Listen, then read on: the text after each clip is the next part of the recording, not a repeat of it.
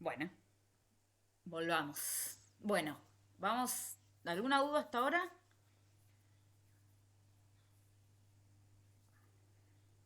Ok. Vamos a ver cosas que tienen que ver con la percepción, ¿sí? De las plantas vecinas.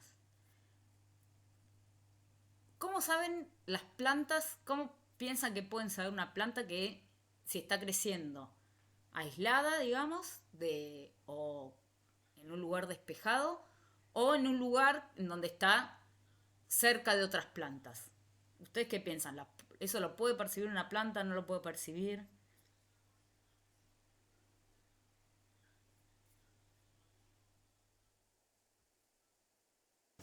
¿No? Habíamos dicho que tenía que ver con algo del rojo lejano que Sí, reflejan.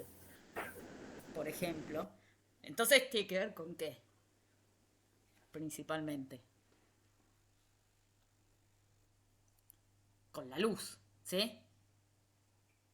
¿Están de acuerdo? No es lo único que perciben. Sí hay otras cosas que pueden percibir, sí hay otras señales que se estudian y que se ven. Hay algunas cosas que tienen que ver con, por ejemplo, con cosas que pasan por abajo de la tierra, sí, con las raíces, pero seguro, principalmente, sí, una planta puede percibir si hay otra planta más o menos cercana o si está creciendo debajo de un canopeo por las señales de luz, ¿sí? Y como habíamos visto en la clase pasada, ¿se acuerdan cuando vimos germinación? Que las plantas podían detectar, ¿sí? Si estaban debajo de un canopeo por la relación que llamábamos relación rojo-rojo lejano, ¿sí? ¿Se acuerdan que decíamos que eh, si está sin canopeo, ¿sí? Fíjense, acá vemos, esto es como es un espectro lumínico, ¿sí? Este en punteado es cómo es o cuánto, ¿sí? De luz llega, ¿sí? De fotones de luz llega del sol, ¿sí? Sin canopeo, sin tener, poniendo un sensor de luz directamente en, en un suelo despejado, por ejemplo, ¿sí? Sin tener ninguna planta cercana. ¿Qué es lo que vemos? Vemos que acá lo único que tenemos es el sensor mide desde los 400 a los 800 nanómetros, ¿sí? Acuérdense que de 400 a 700 es lo que es nuestro visible, ¿sí? Sería desde el azul hasta el rojo. Y de 700 a 800 tenemos lo que llamamos rojo lejano, ¿no? Entonces, entre 400 y 700, fíjense, o entre 600 y 700 podemos decir que es más o menos lo que hay de luz roja, ¿sí? Del sol. Fíjense que lo que hay de rojo en promedio es muy parecido a lo que hay de rojo lejano, ¿sí? Entonces, cuando hablamos de esa relación entre la luz roja y rojo lejana, en lugares despejados, sin plantas vecinas, lo que tenemos es que la cantidad de luz del sol que viene la cantidad de rojo y de rojo lejano es más o menos parecida, ¿sí? La relación es 1, 1,1, ¿sí? Uno cuando dice la relación es agarrar y decir, bueno, cuánto de rojo dividido cuánto de rojo lejano. Y eso da más o menos 1, 1,1, 1,2 puede dar. Cuando en cambio, ¿sí? Si yo agarro un sensor de luz y en vez de ponerlo en un lugar despejado, lo pongo debajo de un canopeo, ¿sí? Debajo de unos pastos, por ejemplo, o me meto debajo de un sotobosque, o le pongo una hoja de alguna planta encima del sensor, lo que veo, ¿sí? Es que, fíjense, que la luz entre los 400 y los 700 nanómetros baja muchísimo, ¿sí? ¿Por qué baja la luz? La cantidad de luz que llega. ¿Qué está pasando con esa luz?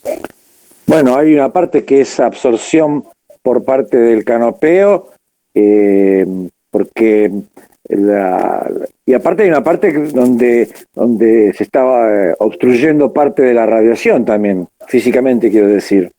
Sí, hay algo de obstrucción física, pero principalmente lo que hay es lo que decís vos, es absorción, ¿sí? Las hojas absorben la luz. Entre los 400 y los 700 nanómetros absorben esa luz. ¿Por qué? ¿Qué pasa con esa luz después? Esa es la luz que las plantas absorben para hacer qué. Fotosíntesis. fotosíntesis, ¿sí? Eso va directo a, digamos,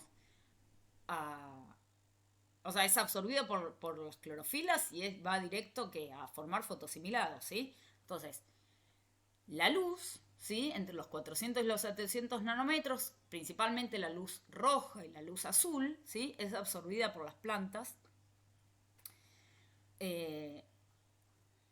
Y principalmente la mayor parte de esa luz va a parar a fotosíntesis, ¿sí? ¿Se acuerdan que había parte que no, que era después reflejada como calor, como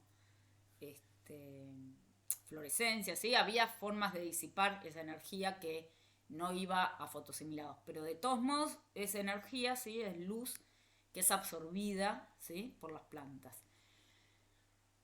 Fíjense que entre los 700 y los 800, ¿sí? La luz, que es la luz rojo lejana, no se absorbe, ¿sí? Porque las plantas no absorben rojo lejano, ¿sí?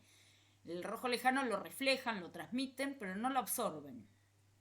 Entonces, si uno dice, bueno, ¿cuánto hay de rojo en comparación con rojo lejano? Y hay muy poquito, ¿sí? Si sin plantas teníamos la misma cantidad de rojo que de rojo lejano, fíjense que cuando hay plantas, la cantidad de rojo es mucho menor que la de rojo lejano, ¿sí? Esto que nosotros a simple vista no lo vemos, ¿sí? Nosotros, por ejemplo, si yo estoy en un lugar despejado y me meto adentro de un bosquecito, yo veo que baja la intensidad de luz, ¿sí? Vemos que hay menos luz. Pero no puedo percibir que hay mucho rojo lejano en comparación de rojo. No lo percibo porque nuestro ojo no puede percibir el rojo lejano. Pero en un sombreado, ¿sí? Debajo de un canopeo, además de bajar la cantidad de luz, baja también esta relación, ¿sí? Entonces, ¿por qué baja la cantidad de luz? Bueno, por esto, fíjense, las hojas están absorbiendo luz y entonces eso hace que haya menos luz en general, ¿sí?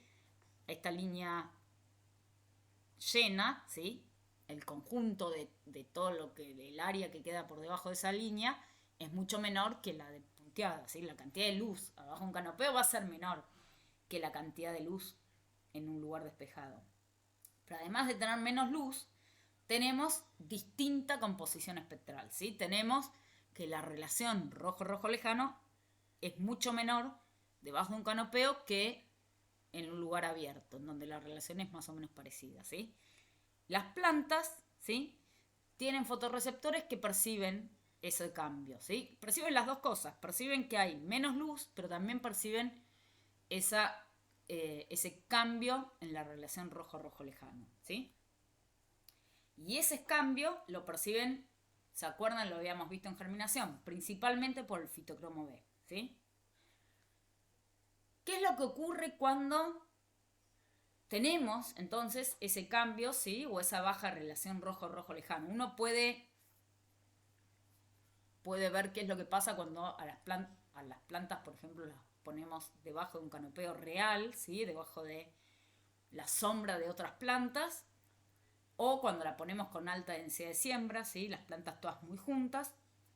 Uno puede artificialmente cambiar la composición espectral de la luz y obtener resultados muy parecidos, ¿sí? Acá en estos ejemplos que les voy a dar, lo que se hace es cambiar la relación rojo-rojo lejano de la luz en donde se las cultiva. ¿Y qué es lo que se ve? Por ejemplo, el tallo crece mucho, ¿sí? Fíjense, estas son plantitas de tomate, ¿sí? Que cuando hablamos acá de alto rojo-rojo lejano, estamos hablando de una relación parecida a la que le da el sol, que es de 1 más o menos, ¿sí? La relación rojo-rojo lejano da 1 más o menos. Y acá, qué sé yo, puede ser 0,2, ¿no? Bajas relaciones rojo-rojo lejano, vemos que promueven el crecimiento del tallo, promueven también la dominancia apical, ¿sí? Fíjense que ramifican muchísimo menos, ¿sí? Mascollan mucho menos que con altas relaciones rojo-rojo lejano. Promueven también el largo del pecíolo, ¿sí? Fíjense que los pecíolos crecen muchísimo. Algunas especies también se promueve la floración, ¿sí? Esto es una respuesta que no ocurre en todas las plantas, pero en muchas plantas cuando crecen o cuando son cultivadas con baja relación rojo-rojo lejano, florecen, ¿sí? Florecen antes, anticipadamente. Entonces, todo este conjunto de respuestas, ¿sí? Son respuestas que se llaman o se conocen como respuestas de escape al sombreado, ¿sí? ¿Cuál es la finalidad? ¿Cuál piensan ustedes que es la finalidad de estas respuestas? El sotobosque tiene que, o sea, quiero decir, a ver, capaz que estoy empleando mal el término, pero en un lugar donde tengo una amplísima arboleda y plantas, por ejemplo, más de tipo herbáceo, tienen que ir en busca del sol. Al tener mucha cantidad de rojo lejano, se estimula el crecimiento del tallo hacia arriba. Por ejemplo, este tipo de respuestas se dan respuestas, vos decías, de herbáceas, más bien pueden ser herbáceas o no, pero son plantas siempre de sol, ¿no? Las plantas de sombra, ¿sí? Las que están adaptadas a lugares de sombra no tienen este tipo de respuesta, por eso son plantas adaptadas a la sombra. Pero ¿Puedo hacer por ejemplo, que esté adaptada al sol. Sí, una digresión. Yo estuve averiguando sobre unos LEDs que se llaman FR, o sea, Far Red. Y me vendieron o sea, me dijeron, creo yo ahora en este momento, pienso la leyenda urbana, que eso, si uno hiciera un cultivo de alguna planta particular de tipo indoor, producía un crecimiento explosivo de dicha planta de tipo herbáceo. Entonces, ahora estoy pensando que lo único que va a hacer es tener plantas altas, pero no exuberantes, porque lo único que va a estimular el rojo lejano es la altura del tallo. Quiero decir, esos LED solamente estimularían el crecimiento del tallo, entonces. Y lo demás es una leyenda urbana, aparentemente. En general, igual, ¿de dónde conseguiste? No son fáciles de conseguir LEDs acá en Argentina de rojo lejano, por ejemplo. Están en internet. ¿Ah, sí? Sí, sí. Después sí. Bueno, no, decía la longitud de onda, perdón, sí, la longitud de onda, pero no lo tengo acá, pero te lo puedo pasar, están. Esos LEDs existen. Y me parece que es una leyenda urbana. Incluso se menciona un efecto Emerson, y yo no sé si ya todo eso ya es simplemente hay una mezcla de cosas ahí. Bueno, corto, porque no quiero interrumpir la clase. Sí, no. El rojo lejano, digamos, yo te preguntaba dónde conseguías, pues yo trabajo en investigación en este tema. Y entonces siempre estamos tratando de conseguir cosas con rojo lejano, que es, antes usaban las luces, las lámparas incandescentes que tienen mucho rojo lejano, y ahora no se consiguen más porque no se producen más, ¿no? Y los LEDs son difíciles. Los LED en general, ninguno tiene rojo lejano, los comunes que uno compra. Entonces uno tiene que suplementar con LED específicos de rojo lejano, que acá en Argentina no es tan fácil conseguir. Si uno pone rojo lejano, digamos, si la relación se mantiene pareja, no pasa nada, ¿sí? Uno lo que puede, ahora si pones más proporción de rojo lejano que de rojo, uno empieza a tener estos tipos de respuestas, ¿sí? Vas a tener que las plantas crecen más en altura, pero eso no es mejor crecimiento, como decías recién, ¿sí? No es que la planta no va a estar mejor en general, ¿sí? Uno lo que tiene son estas respuestas como de escape al sombreado, ¿sí? Respuestas... Sí, por eso digo que es una leyenda urbana esto. Sí, exacto. O sea, ponerle rojo lejano no va a mejorar la planta, casi seguro. El rojo lejano lo que hace, digamos, estas respuestas que en su conjunto las llamamos de escape de sombreros, hacen la planta que sea más competitiva, pero competitiva con respecto a quién, al crecimiento de otras plantas, ¿sí? Pero trae aparejado, ¿sí?, ciertos problemas muchas veces. ¿Por qué? Porque una planta que, fíjense, esta es una planta con alto rojo lejano, o sea, plantas con una luz más, como viene del sol, más normal, y una planta que está con respuestas de escape del sombreado, ¿sí?, con bajas relaciones rojo lejano, fíjense que son más alargadas, florecenantes, ¿sí? Están tratando de competir con plantas cercanas, ¿sí? Plantas que las puedan las estén sombreando, las puedan llegar a sombrear. Entonces, tienen una forma, ¿sí? Un cuerpo más competitivo, pero que muchas veces tiene aparejado cosas que no son competitivas. Por ejemplo, muchas veces estas plantas son más susceptibles a patógenos, ¿sí? Entonces, las plantas que crecen debajo de un canopeo, siempre hablando de plantas de sol, ¿no? Que crecen debajo de un canopeo, son más susceptibles al ataque de patógenos. También son más susceptibles al viento muchas veces. Fíjense que una planta así es mucho más fácil que con un viento fuerte caigan que una planta eh, que no está, que está con altas relaciones rojo-rojo lejano, ¿sí? Que son más gorditas, ¿sí? Entonces, en su conjunto, todas estas respuestas lo que generan es eso, es una planta que compite, ¿sí?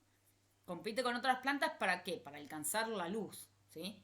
Pero todas esas respuestas en general van en detrimento de otras respuestas, ¿sí? Acá no estamos hablando de rendimiento, pero en general estas plantas que tienen menor rendimiento, ¿sí? Porque, por ejemplo, florecen antes algunas y entonces no llegan a tener tantos fotosimilados como una planta con altas relaciones rojo-rojo lejano, o tienen hojas también menos cantidad de hojas muchas veces, menos verdes, ¿sí? Hay varias características que hacen que estas plantas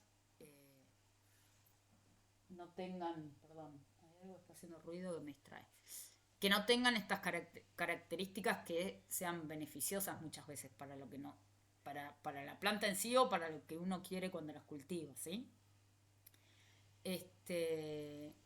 Profe, ¿puedo hacer una pregunta? Sí, Para saber si estoy siguiendo el hilo o si en algún momento me perdí y no estoy entendiendo nada. Lo que se refiere en estas, ¿no? En las cuatro imágenes, a alto, rojo, rojo lejano, la proporción, es como si sería lo normal de una planta y lo que se refiere abajo es como si estuviera sombreada, digamos, con exacto, otras plantas. sí, exacto, Y es como la respuesta que las plantas emiten ante ese, entre comillas, sombreado sí, que exacto, dice. así es. Ah, ok. Y por eso se llama listo, eso quería saber si estaba siguiendo el hilo. Listo, bien. Por eso son todas respuestas de escape del sombreado. Pero ¿por qué pongo acá lo de, digamos, esto se hace manipulando artificialmente la luz rojo-rojo lejano, ¿sí? La relación y lo que se hace acá, digamos, ¿por qué se usa la manipulación esta? Porque lo que uno lo que estudia específicamente es cómo es esa respuesta, ¿sí? Una respuesta que, perdón, bánquenme un segundo porque no sé si no me está por estallar la casa.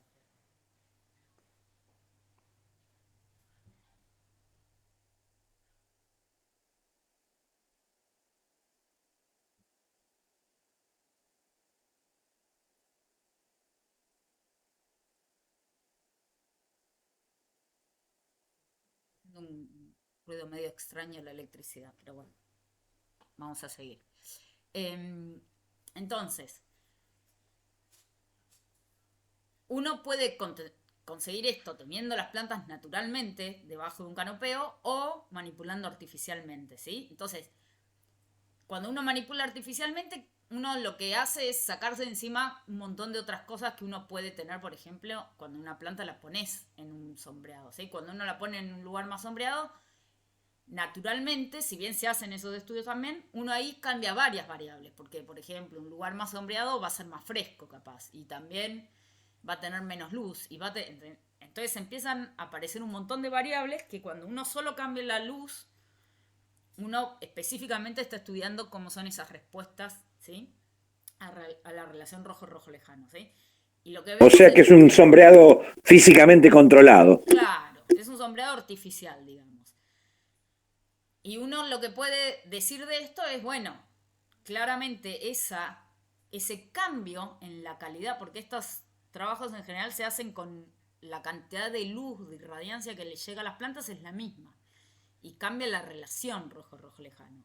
Entonces uno lo que puede decir es, bueno, la mayor parte sí, los cambios más importantes o la mayor parte de los cambios que ocurren de escape al sombreado que uno ve naturalmente, ¿sí? Cuando las plantas están frente a un sombreado natural, son cambios que principalmente están detectados, ¿sí? O que se disparan por los cambios en la luz, ¿sí? Uno puede decir, bueno, si yo tengo casi lo mismo, solo cambiando la relación rojo-rojo lejano, puedo decir, bueno, esos cambios de rojo-rojo lejano producen cambios, es la señal, ¿sí? La relación rojo-rojo lejano es la señal que las plantas están percibiendo, ¿sí?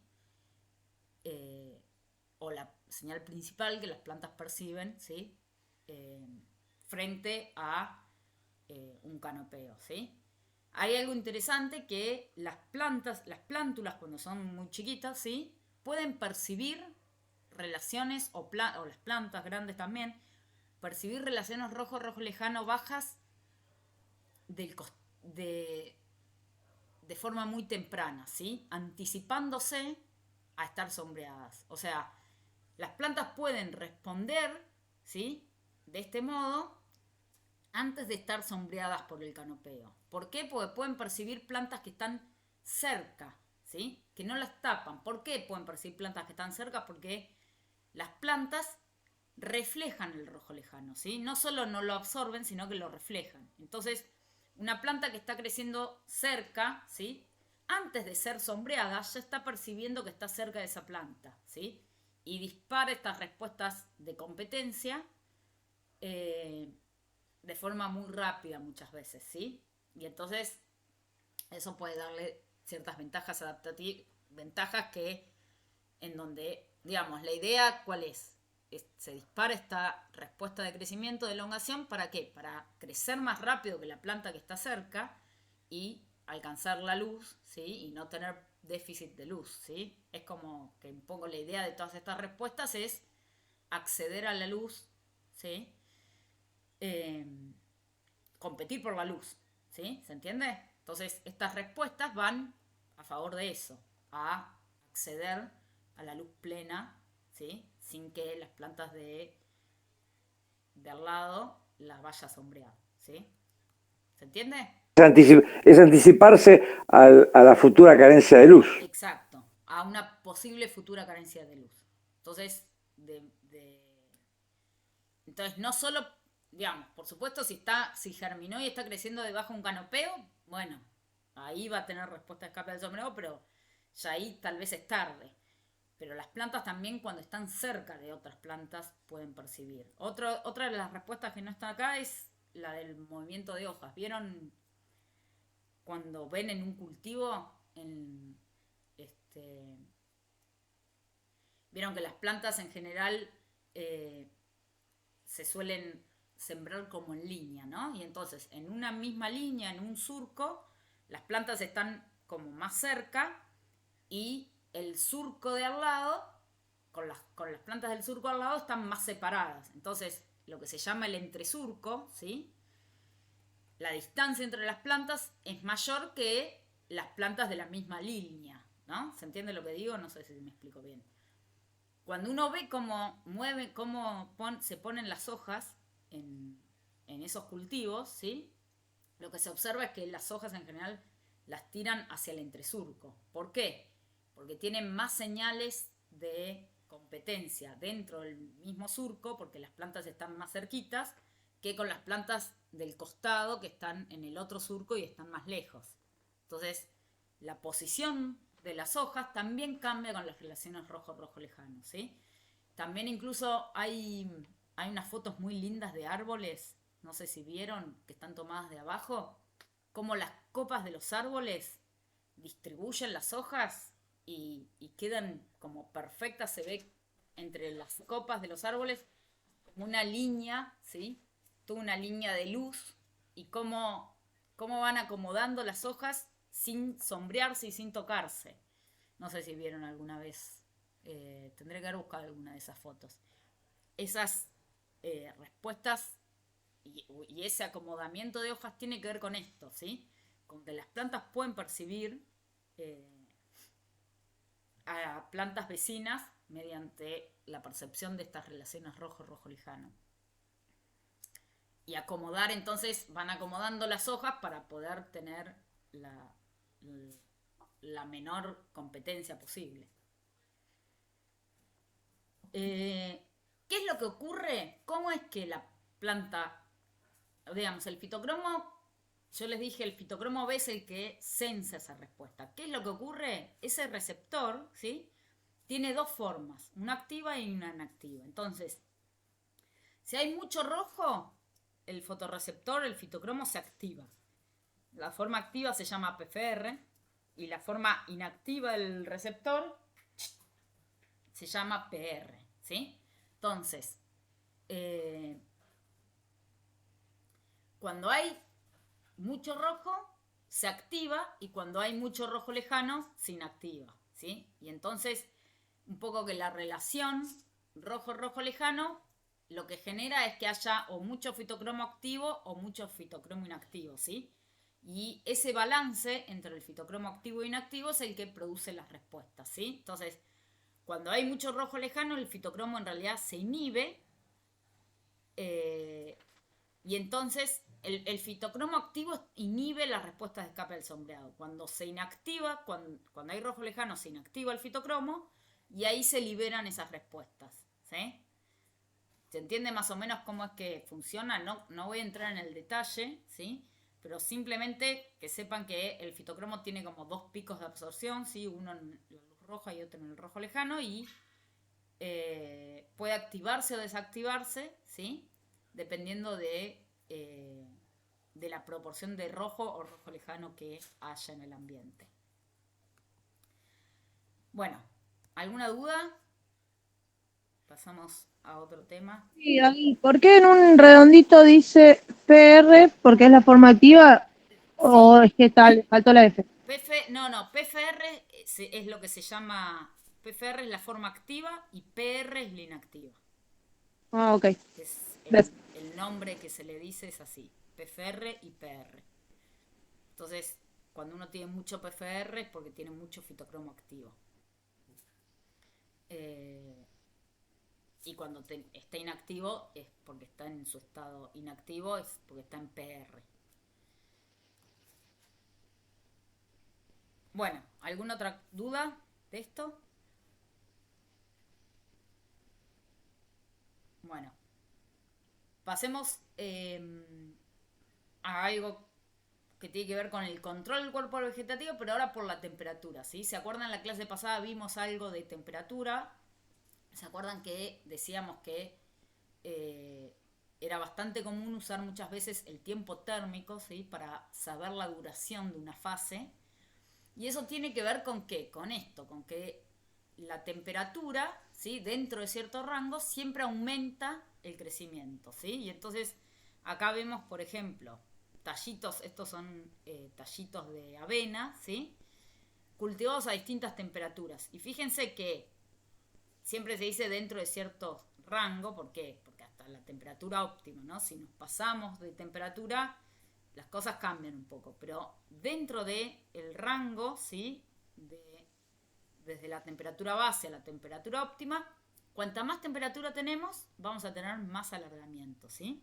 Entonces, en términos generales, uno puede decir eso. Mayor temperatura va a dar siempre más crecimiento, ¿sí?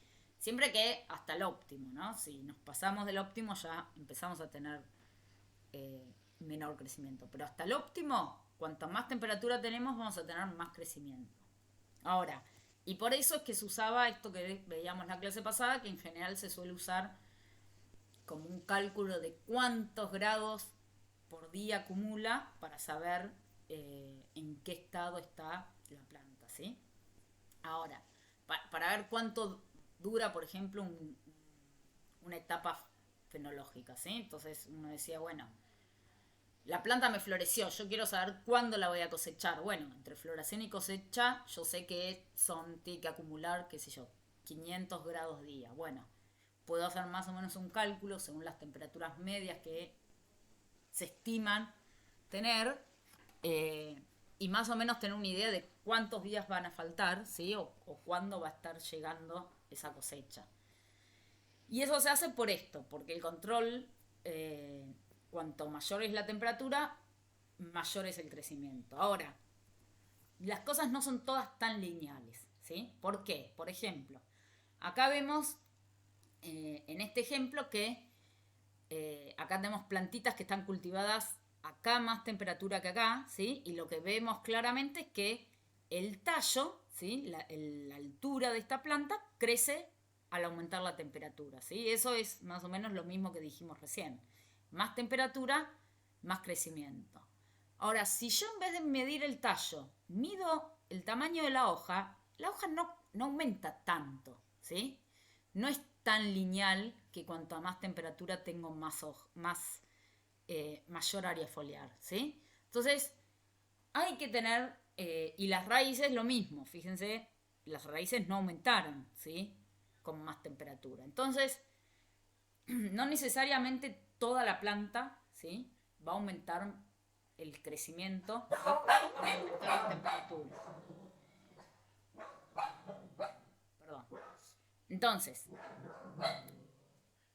la idea de esto es que en términos generales decimos que más temperatura tenemos más crecimiento, pero después sepamos que hay algunas particularidades, ¿sí? No necesariamente todos los órganos crecen en igual proporción con mayor temperatura, y otra cosa que puede ocurrir también es que el crecimiento, además de aumentar el crecimiento, muchas veces también acelera el ciclo de vida, ¿sí? Entonces, por ejemplo, si yo tengo, ¿sí? Este es un ejemplo de plantitas de espinaca, ¿no? Y esto es, acá en el gráfico de arriba veo el área foliar y en el de abajo el peso seco, que es más o menos, uno obtiene como el mismo resultado. Si uno ve, por ejemplo, el área foliar, ¿sí? Cuánto crecen las hojas de la espinaca, cuando yo la cultivo a 5 grados, ¿sí? Fíjense, o cuando la cultivo, si yo comparo plantas que las cultivo a 5 grados y plantas que las cultivo a 16, fíjense que más o menos a los 40 días, ¿sí? A los 40 días, las plantas que las vengo cultivando a más temperatura tienen mucha más área foliar, ¿sí? Acá a los 40 días, estas plantas a 16 grados tienen más o menos casi 40 centímetros cuadrados, ¿sí? Son unas hojas importantes.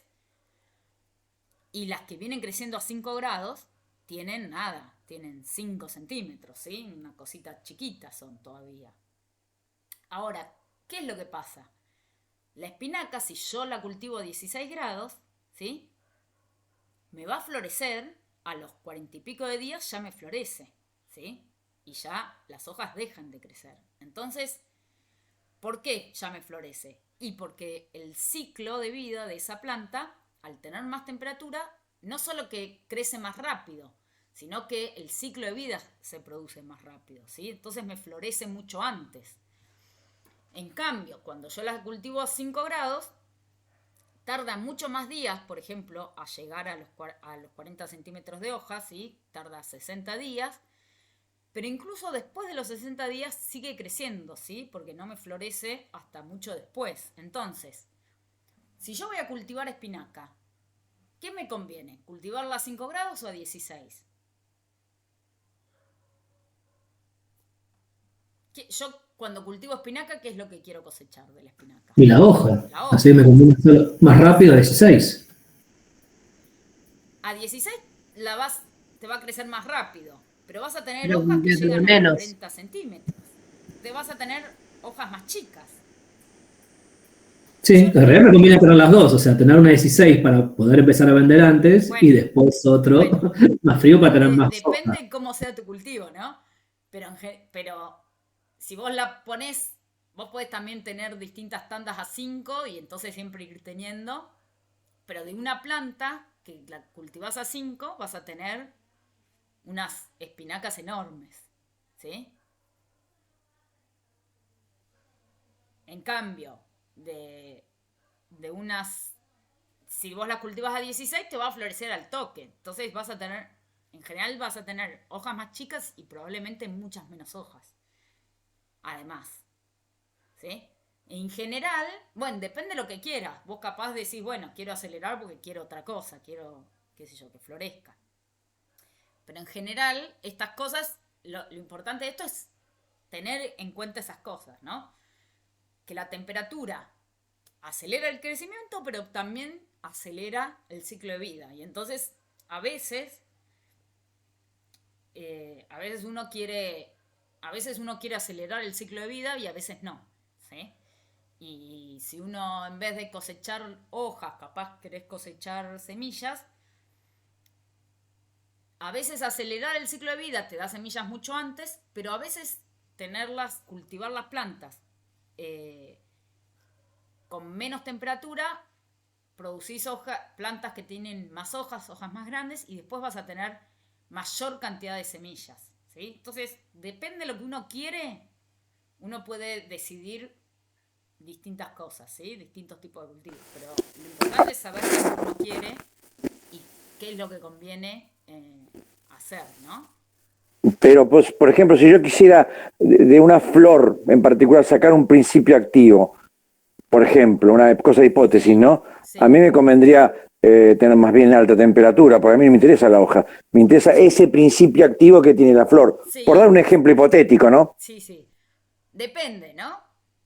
Siempre y cuando tu principio activo sea fotosintetizado y necesites mucho tiempo de luz para Exacto. tenerlo bien Digamos, concentrado.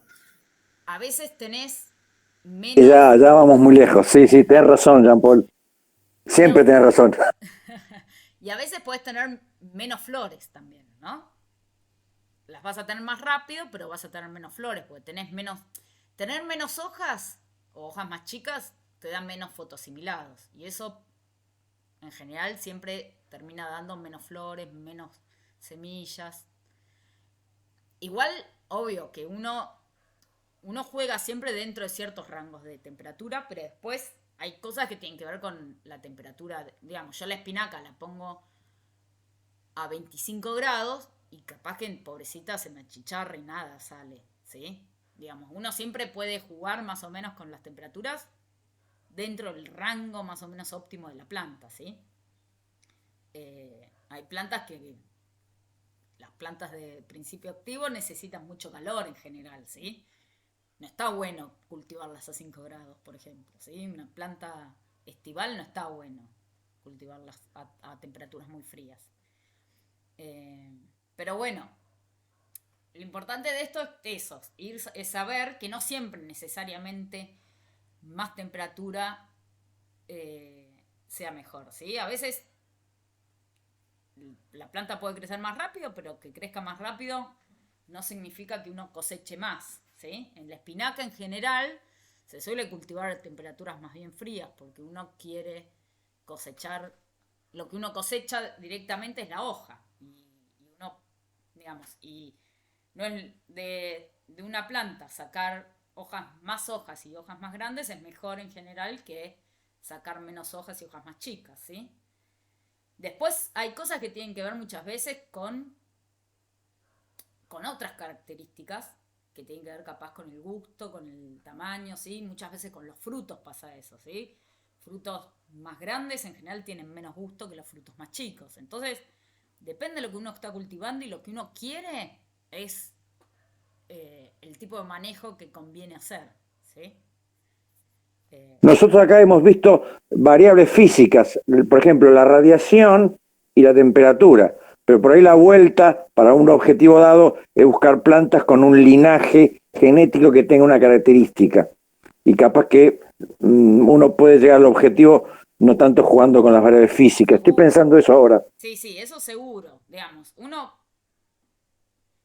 las plantas tienen un montón de características. Uno puede muchas veces tocar las características ambientales o las genéticas. Lo que el hombre vino haciendo durante los últimos cientos de años, en general, tienen más que ver con tocar las cuestiones genéticas que las ambientales, ¿no? El mejoramiento clásico, no les hablo de la transgénesis y nada de eso, pero el mejoramiento de las variedades tiene que ver con eso, ¿no? Con ir cruzando las variedades que me van a interesar, que tienen ciertas características que a mí me interesan para ir seleccionando las características que yo quiero. Esa selección es una selección artificial que genera el hombre y que se hace para buscar ciertas características, ¿sí? Que eso no necesariamente sea bueno, digamos, ni para la planta, ni muchas veces sea bueno para nosotros como consumidores, ¿sí? Qué sé yo. Comprar tomates grandes y sin gusto y no está bueno. Qué sé yo. Y uno va a la verdulería y los tomates que uno compra hoy en día son horribles. Pero al productor de tomate, qué sé yo, le genera mayor rendimiento, ¿sí? ¿Por qué? Porque vende tomates, más cantidad de tomates, tiene tomates más grandes, los vende más caros y no son más ricos. Pero bueno, duran más, ¿sí? Son tomates que duran un montón. Los tomates, capaz, las variedades más viejas duraban mucho menos, entonces tenés mucho más pérdidas porque se te pudre la fruta, ¿sí? Hay un montón de características que son capaz comerciales, que no necesariamente son características que uno después quiera tener en otras situaciones, ¿sí? Nos fuimos a las ramas. Pero bueno, lo importante, lo que yo quería contarles con esto tenía que ver con eso, con que la temperatura, si bien más temperatura, uno tiene más crecimiento, hay que tener en cuenta que también hay otras cosas asociadas, ¿sí? Y entonces, por un lado, que no todos los órganos necesariamente van a crecer más y en igual proporción, y que tampoco muchas veces que crezca más también incluye que el ciclo de vida sea más corto, ¿sí? Que crezca todo más rápido y florezca, por ejemplo, y entonces uno tenga plantas más chicas al final, que si las crece con más tiempo, pero a temperaturas más frías. Entonces, nada, depende de lo que uno quiera, tener en cuenta que cómo cambian estas variables, ¿sí? Bueno, pensé que venía floración antes. Bueno, senescencia, ¿qué es? Una vez que, en general, cuando, bueno, depende, pero, por ejemplo, cuando una planta florece, ¿sí? ¿Qué empieza a ocurrir con las hojas? ¿Sí? ¿O qué pasa con las hojas cuando las hojas eh, son adultas, ¿sí? O con las hojas más basales. Entran muchas veces en senescencia, ¿sí? ¿Qué es la senescencia? Yo la senescencia, Envejecimiento y muerte. Sí, pues, pero en gramíneas no se dice cuando empiezan a estar en etapa reproductiva, no se dice eso, la senescencia en las gramíneas. por ejemplo, por etapa reproductiva, pero ¿qué es lo que pasa? ¿Qué es lo que entra en senescencia? Primero. Yo sabía que cuando el maíz saca, o sea, cuando el trigo saca los pistilos, no son pistilos, pero que libera el polen y por ejemplo, o sea, que decimos que está en senescencia. Pero lo que está en senescencia, o lo que entra en senescencia, es la hoja. La Ah, flor no. Bueno, también la distribución de los fotosimilados, o sea, el destino también cambia un poco, creo, porque ya no sé si tiene tanta necesidad o no sé si está recibiendo tanta cantidad de nutrientes. O sea, la senescencia en sí es que entra, ¿sí? En una especie de muerte celular programadas las células, ¿sí? Y ese órgano se va a morir, ¿sí? Entonces, la senescencia es un proceso en el cual finaliza, como decías recién, en la muerte del órgano, ¿sí? Entonces, a veces uno habla de que la planta entra en senescencia y eso a veces no está del todo bien, porque en realidad son los órganos que entran en senescencia. Por ejemplo, el trigo, cuando vos decís que florece, las raíces no están muriendo, ¿sí? No entran en senescencia. Las raíces siguen vivas, porque si no, se desploma, ¿sí? No llegamos a tener las semillas si las raíces se mueren. Lo que entra en senescencia ahí primero son las hojas, ¿sí? Entonces, la senescencia, las hojas que entran en senescencia, antes de morir, ¿sí? Por eso se llama, es un proceso que está muy regulado, ¿sí? La senescencia no es algo que ocurre al azar, ¿sí? No es que de golpe la hoja se muere y cae y se pierde, sino que hay toda una removilización de un montón de eh, de un montón de macromoléculas que están en las hojas que se removilizan, ¿sí? Entonces, por ejemplo, si uno ve qué es lo que ocurre con un montón de estas moléculas que yo les digo, como puede ser las clorofilas, las proteínas, el RNA ribosómico, ¿sí? ¿Qué es lo que ocurre? Desde que está en una hoja en máxima expansión, ¿sí? El mayor tamaño que alcance esa hoja, ¿sí? Y días después de esa máxima expansión, lo que se ve es que estas moléculas van cayendo, ¿sí? El contenido de, cuando uno mide el contenido de clorofila, de proteínas, lo que vemos es que cae mucho, ¿sí? Cuando la hoja ya está en senescencia, ¿sí? ¿Y por qué cae? Porque los nutrientes y las macromoléculas se redistribuyen al resto de la planta, ¿sí? La hoja, ¿sí? Una hoja senescente, esta es una hoja que ya está lista para caer, por ejemplo, ¿no? Totalmente amarilla. ¿Por qué es amarilla? Entre otras cosas, porque ¿qué pasó con la clorofila que tenía esta hoja? Fue la clorofila y quedan los carotenos. Sí, algunos carotenos se van también, pero ¿qué pasa con la clorofila? ¿A dónde va la clorofila? Puede ser que vaya, esto se enganche con la parte que aprendimos de que se va a las raíces, a la reserva de que pasa en otoño, y entonces por eso, Depende. todos los nutrientes en general. Bueno, depende el tipo de planta. Acá en este caso, que si estamos hablando de un árbol, esto es un ejemplo de un árbol caduco, lo más probable es que estos nutrientes vayan a ciertos lugares de reserva, que pueden ser las raíces, van a los tallos también, ¿sí? Pero, ¿por dónde, cómo van? ¿Por dónde van? ¿Por dónde se removilizan? ¿Floema? Floema, bien, ¿sí? Acuérdense, por el xilema vienen las cosas que vienen del suelo, ¿sí? Vienen con el agua. Después cualquier cosa que se removilice, ¿sí? Se removiliza por floema. Entonces, lo que le ocurre a una hoja que entra en senescencia es que empieza, ¿sí? Un proceso en el cual empieza a redistribuir, ¿sí? Los nutrientes que tiene, todos los nutrientes o algunos nutrientes.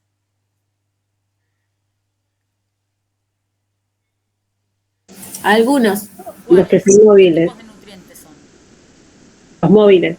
Los móviles, bien, ¿sí?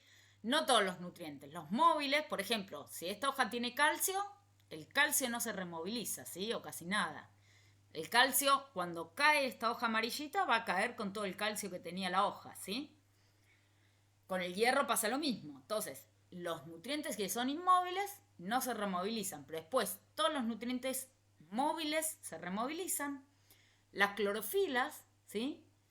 Que están en los cloroplastos se removilizan. Las proteínas también, muchas proteínas se rompen en aminoácidos y se removilizan como aminoácidos.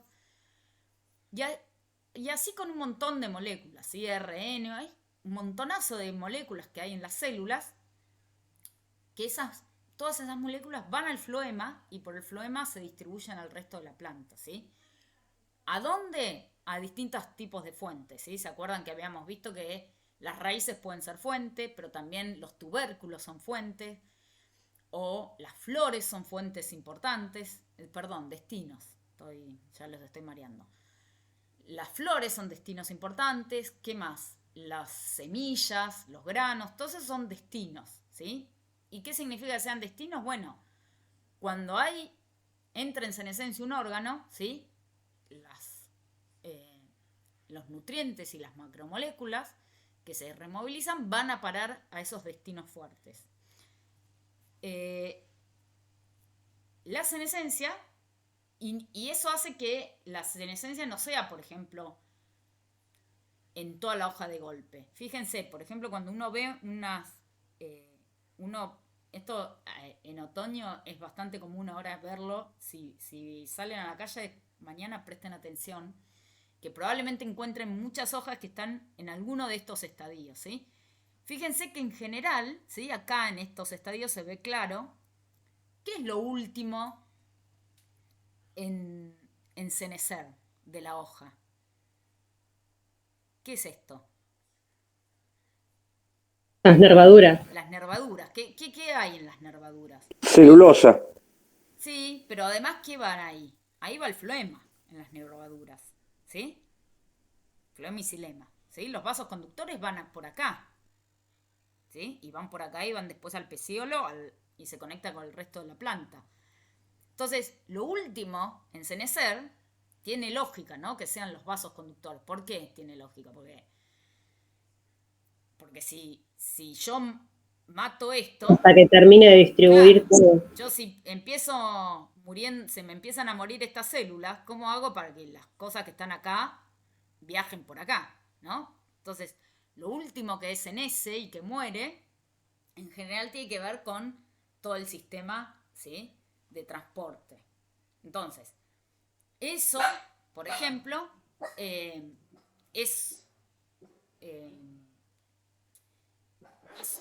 otra característica que nos da un indicio de que la senescencia no es algo que pase al azar, ¿sí?, sino que es algo que está súper organizado. Y está regulado, además, ¿por quién? Por hormonas, ¿sí? Como todo lo que estamos viendo en estas clases, las hormonas están muy involucradas en esta regulación de la senescencia, ¿sí? Entonces, por ejemplo, bueno, acá hay un ejemplo que no tiene que ver con las hormonas particularmente, sino que estas son unas mutantes en donde no ocurre normalmente la senescencia. Acá la planta normal es la amarillita, ¿sí? Y esta es una planta que no senece, ¿sí? Es una mutante que no senece. Entonces, ¿qué es lo que tengo? Esta planta, ¿eso significa que esta planta no va a morir? No, la planta va a morir, digamos, pero no removiliza los nutrientes, ¿sí? Y entonces, cuando tenía que senecer, no seneció, ¿sí? ¿Qué cosas inducen la senescencia? ¿Qué cosas piensan que induce la senescencia? Por ejemplo, ¿cuándo ven senescencia? En otoño, cuando bajan las temperaturas. En otoño. La irradiancia, yo pensaba, la irradiancia, pero bueno, tal vez sea la temperatura. Bueno, en general, ¿sí? En las plantas que son, en las plantas que pierden, las caducas, ¿sí?, las que pierden las hojas en otoño, en general lo que sensan esas plantas no es la temperatura, sino el fotoperíodo, ¿sí? Es la luz, la longitud en la cantidad de horas de luz, ¿sí? Los fotoperíodos cortos promueven la senescencia. Entonces, las plantas que, entonces, más allá de la temperatura, los días cortos activan, ¿sí?, esa senescencia. La temperatura también influye, no es que no, ¿sí? Y en general son dobles controles, pero en general es el fotoperíodo lo que sensan las plantas, o muchas veces sensan las plantas. ¿Qué otra cosa?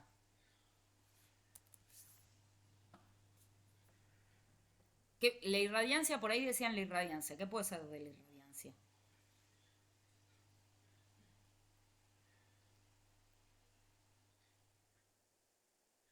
Hay cuestiones de intensidad, por un lado, de cantidad de energía. Cuando hablo de intensidad, no hablo de longitud de onda, pero también puede haber un cambio de longitud de onda.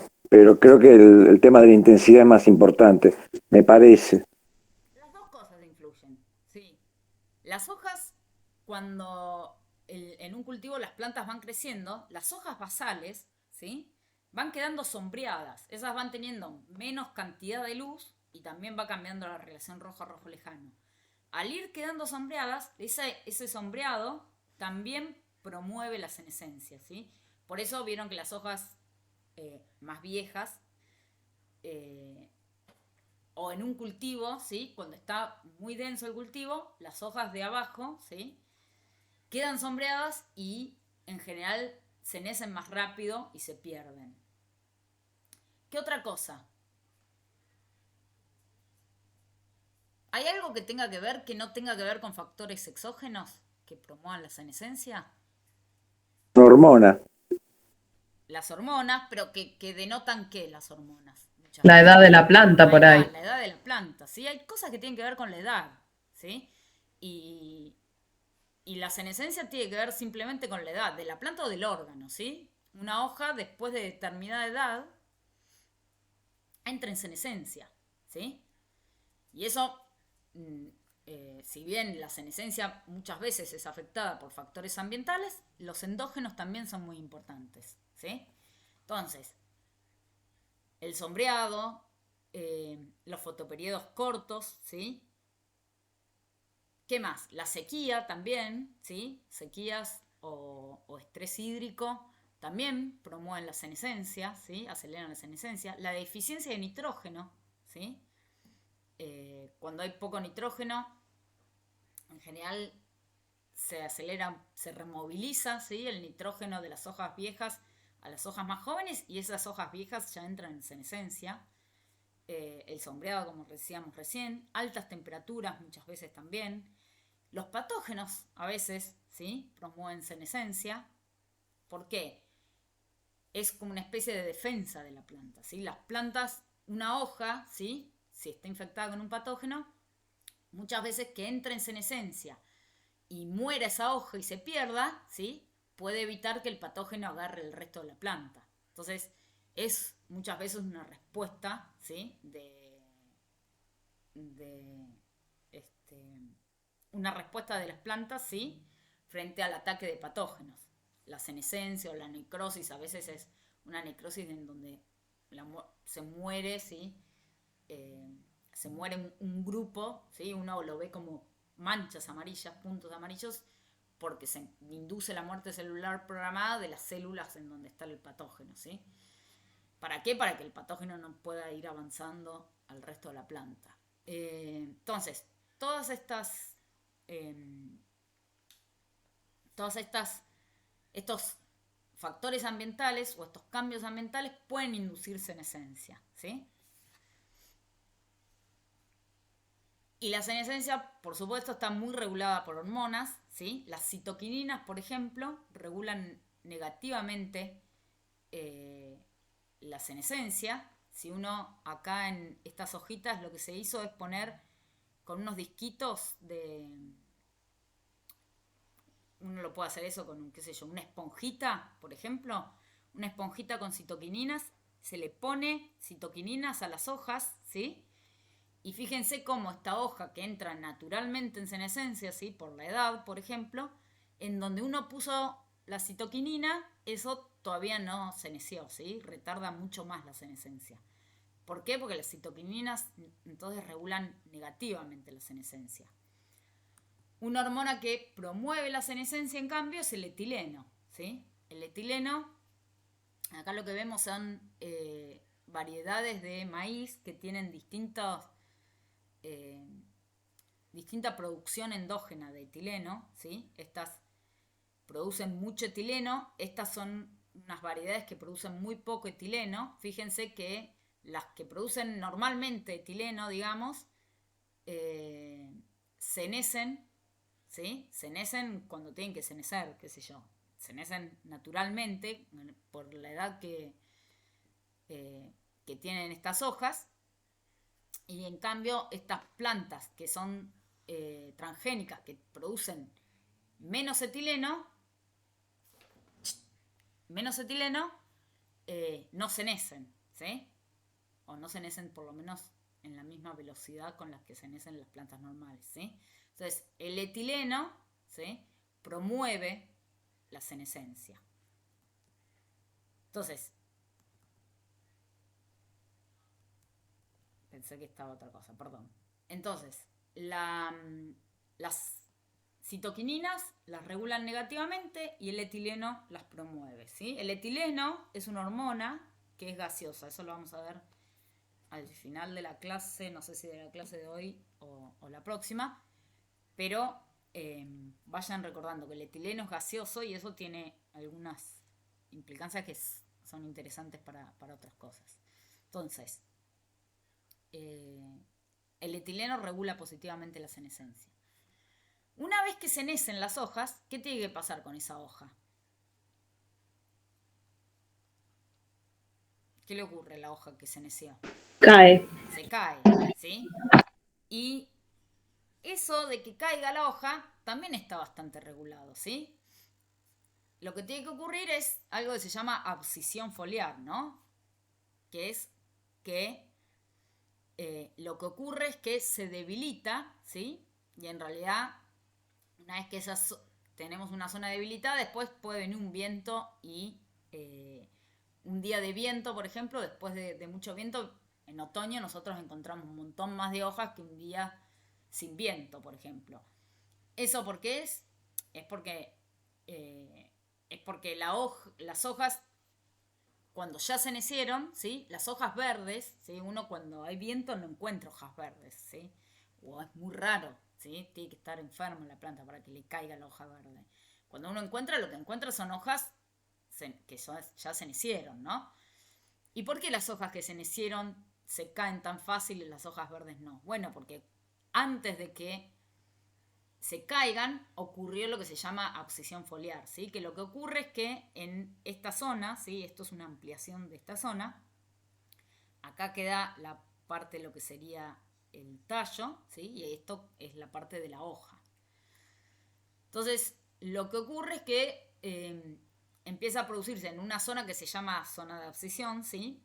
En donde muchas células, ¿sí? Cuando se activa la abscisión, tenemos del lado de la hoja las células, ¿sí?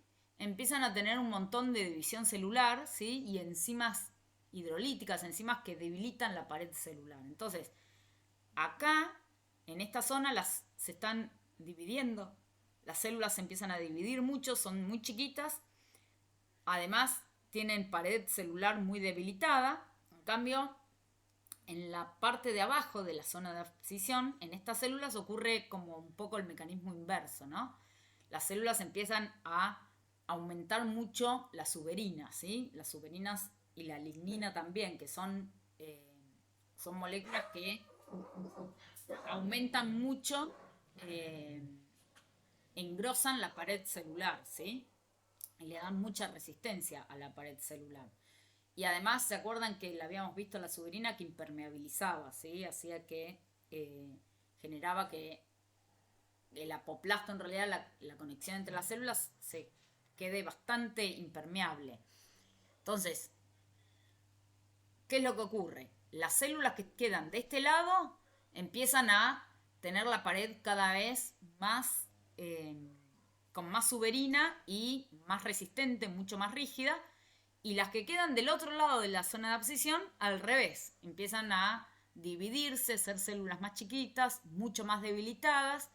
Y entonces, una vez que ocurre eso, ¿sí? Y que tenemos por un lado células con paredes fuertes y por el otro células al contrario, con paredes bien debilitadas, ya sea por gravedad o por un viento, la hoja cae, ¿sí? Cae. Y algo que ocurre es, cae rompiéndose ahí, en esa zona, ¿sí? No es que cae rompiéndose acá o acá. No, cae rompiéndose en esa zona. Y apenas cae, algo que ocurre también es que ocurre una especie de sellado, ¿sí? En la parte en la superficie que queda, ¿sí? Que queda al aire, que es un sellado bastante rápido, que evita que entren microorganismos, ¿sí? Porque cualquier herida que tenga una planta siempre es un lugar que está abierto a que venga algún patógeno y pueda infectar. Entonces, una planta, por ejemplo, un árbol caduco, en donde de golpe pierde un montonazo de hojas, si no tuviese este sistema, ¿sí? Este mecanismo de sellar esa cicatriz, piensen que quedaría con un montón de cicatrices abiertas, ¿sí? De lugares que están abiertos a que vengan cualquier microorganismo y lo infecte. Entonces es importante que todo esto ocurra, ¿sí? Es importante que acá se engrose las paredes y que después ocurra, una vez que cae la hoja, que ocurra este sellado rápido para evitar la entrada de microorganismos. Entonces, todo esto nos da también una idea de que la abscisión foliar también es algo que está muy programado y algo que está que ocurre organizado, ¿sí? No ocurre al azar, ¿sí? La hoja no cae en cualquier momento. Si la hoja está verde, no cae, ¿sí? La hoja cae después de que ocurrió la senescencia y después de que ocurrió la abscisión foliar, ¿sí? Y en esta regulación de la abscisión foliar también están las hormonas actuando, ¿sí?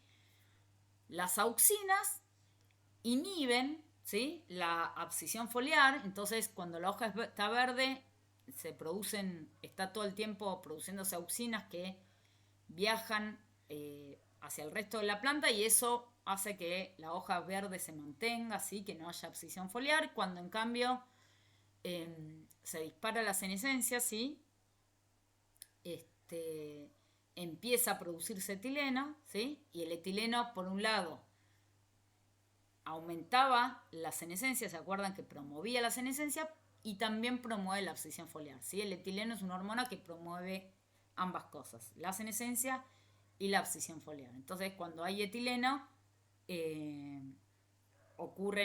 empiezan a activarse ambos procesos, y así es como senece y cae una hoja, ¿sí? Acá vemos, por ejemplo, unas plantas que son insensibles al etileno, ¿sí? Y esta es una planta normal, sensible, que responde normalmente al etileno. Si yo le pongo etileno, el etileno, como les dije recién, es una hormona que es gaseosa, ¿sí? Si yo le pongo etileno a esta planta, la planta a los 3 días de ponerle etileno, fíjense, pierde todas las hojas, ¿sí? Y esto no es porque se neció naturalmente, sino que yo le puse etileno, ¿sí? Entonces promoví la abscisión foliar de las hojas poniéndole yo el etileno por afuera. Esta planta, que es una mutante, que no puede percibir el etileno porque es mutante, cuando yo le pongo etileno no le pasa nada, ¿sí? Entonces ahí estamos viendo cómo el etileno, ¿sí?, regula positivamente la abscisión foliar, ¿sí? Si yo le pongo etileno a esta planta, se le caen las hojas, y esta, que es insensible al etileno, no se le caen las hojas, ¿sí? ¿Alguna duda? Si les parece, cerramos acá, así tenemos un rato para ver el tema del parcial, y seguimos la clase que viene, ¿sí? La clase que viene seguimos con un poquito que falta de esto, y ya arrancamos con herbivoría, ¿sí? ¿Están de acuerdo? Bueno, profe. ¿Sí? Sí, puedo hacer una consulta Sí, en cuanto sí, al obvio. etileno y las auxinas. Sí. En la clase anterior, una de las diapositivas decía como que las auxinas también generaban la síntesis de etileno. ¿Puede ser? Las auxinas en crecimiento, las auxinas y el etileno van medio de la mano, ¿sí? En respuestas de crecimiento, sí. Pero acá, en estas respuestas por eso yo siempre les digo que las hormonas no actúan en todos los procesos igual. En estas respuestas, las auxinas inhiben al etileno. Bien. Las auxinas que se producen en las hojas. Cuando uno estudia cómo es el crecimiento del tallito, del hipocotilo, lo que se ve es que, por ejemplo, cuando hay estas respuestas que les mostraba hoy de escape del sombreado, en donde si uno le pone baja relación rojo lejano, ahí se promueven las auxinas y se promueve el etileno. Y ambos producen un alargamiento del tallito. Y en cambio, en estas respuestas, cuando la planta, cuando la hoja es adulta, ¿sí?, las auxinas están inhibiendo al etileno. O sea, en esta región de abscisión foliar, las auxinas inhiben al etileno. Y cuando entra en senescencia la hoja, deja de producirse auxinas y empieza a producirse etileno, se libera esa producción de etileno que produce, por un lado, la senescencia de la hoja y por el otro, la abscisión foliar. Pero sí, está bien la pregunta, digamos. En distintos momentos hacen cosas distintas. Bien, así. perfecto. Gracias. De nada. ¿Alguna otra duda? Sí, profesor, el año pasado, sin la explicación fisiológica para nada, pero sí práctica, un profesor nos decía de no mezclar en cámaras frigoríficas ni transportes que llevaban vegetales, flores, porque el etileno producía la caída del pétalo en forma temprana y perdía todo valor de venta. Exacto. Que inclusive algunas plantas, creo que eran los rosales, se recubrían con un tipo de cartón porque absorbía el etileno. Y ahora esto cierra totalmente, claramente, La ¿por qué? clase que viene, parte de lo que nos quedó hoy, lo vamos a ver la clase que viene, tiene que ver con eso, ¿sí? Con el desarrollo de frutos. El etileno promueve la senescencia de los pétalos también, ¿no? De las flores. Entonces, esto es lo que ocurre con el etileno. Cuando uno pone etileno, las flores se caen, ¿sí? Se caen los pétalos. ¿Por qué? Porque se promueve la senescencia. Lo vamos a ver la clase que viene. Entonces, promueve la senescencia de las hojas y también se promueve la senescencia después de los pétalos. Y lo vamos a ver la clase que viene. Y vamos a ver también que los frutos, ¿sí? Los frutos producen etileno, ¿sí? Los que se llaman frutos climatéricos. Y entonces uno puede madurar frutos, los que son climatéricos, poniendo etileno, por ejemplo, ¿sí? Lo vamos a ver la clase que viene. Pero sí, está relacionado con eso. ¿Cuánto quedó? Quedó, bueno. ¿Alguna otra duda?